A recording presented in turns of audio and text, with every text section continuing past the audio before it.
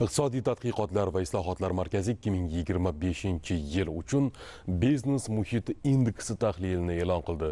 Natijaga ko'ra, umumlashtirilgan indeks o'rtacha 57 bandni tashkil etdi. Bu 2024-yil ko'rsatkichidan 7% ga yuqori. O'sish asosan joriy holat bo'yicha baholarning yaxshilanishi hisobiga ta'minlangan.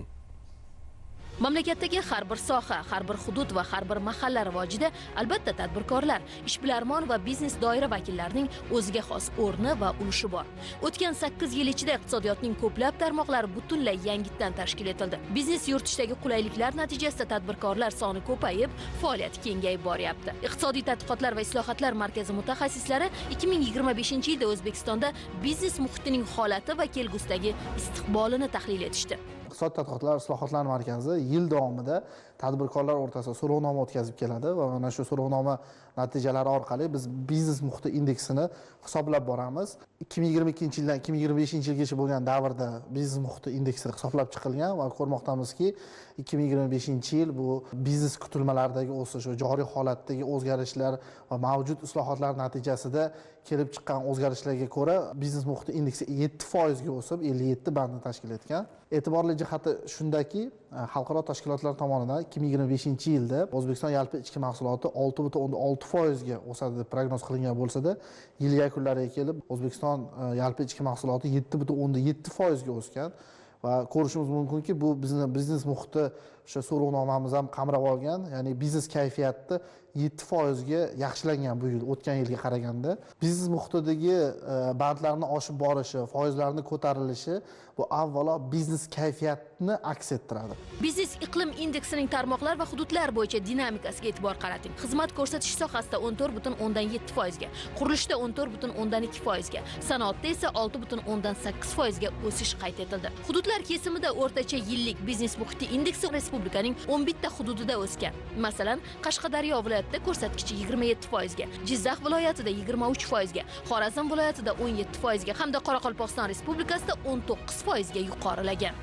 Biznes muhit indeksini tahlil qilishda birinchi marta bandlik indeksi va talab indeksi o'rganib chiqildi. Bandlik indeksi va talab indeksi -100 dan 100 gacha bo'lgan shkalada hisoblandi. Bandlik indeksi bu tadbirkorlarda faoliyatini yuritishda ish kuchiga bo'lgan talabni mavjudligini ko'rsatsa, talab indeksi mahsulotlarga bo'lgan bozorda talabni mavjudligini baholovchi indeks hisoblanadi. Bandlik indeksi dinamikada ko'rish mumkin.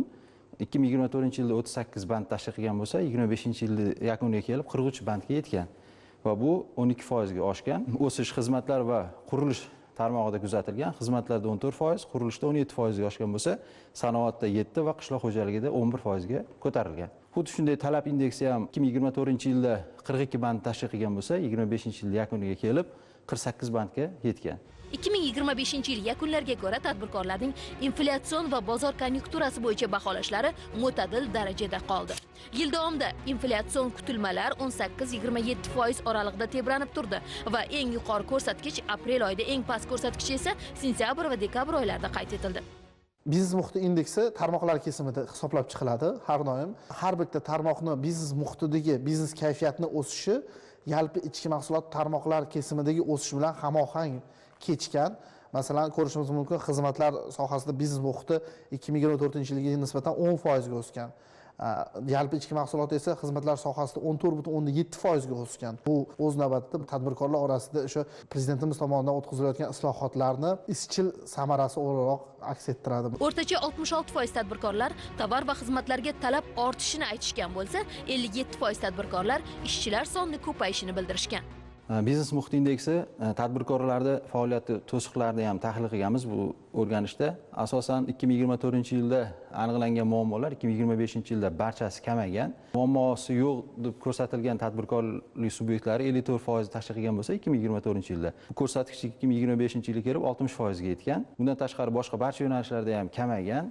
Xususan eng yuqori muammoni ko'rsatayotgan moliyalashtirish yo'nalishi ham 2025-yilga kelib 13 banddan 9 bandga tushgan. Shuningdek, elektr energiya bo'yicha muammolar ham 2 bandga kamaygan. Soliq stavkalari 7% dan 6% ga, soliq ma'murchiligi 6% dan 5% ga, talabning kamligi 4% dan 3% kabi boshqa barcha muammolar 2025-yilda kamaygan. Umuman olganda natijalar narxlar dinamikasini mo'tadil baholagan holda ishbilarmonlik faolligi va bandlik bo'yicha ijobiy kutilmalar saqlanib qolayotganini ko'rsatmoqda.